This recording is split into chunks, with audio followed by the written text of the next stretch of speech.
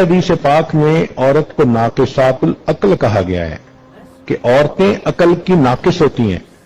اب یہ جو عقل کی ناقص کہا گیا، اس کا کیا معنی؟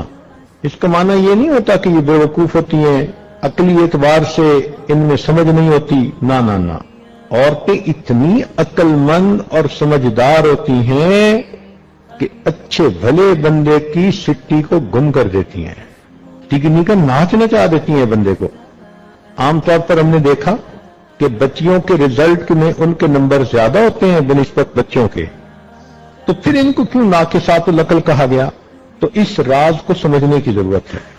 ناقصات العقل اس لیے کہا گیا کہ ان کے جذبات ان کی عقل پر غالب آ جاتے ہیں، لہذا جس سے محبت کرتی ہیں اتنا چاہیں گی کہ جی کرے گا کہ ساری دنیا کے لوگ مر جائیں اور گلیوں میں بس یہ چلے، اور اگر کسی سے نفرت کریں گی ذرا سی بات پہ تو جی چاہے گا یہ زمین کے اوپر کیوں ہے، ابھی زمین کھل جائے اور یہ زمین کے نیچے چلا جائے۔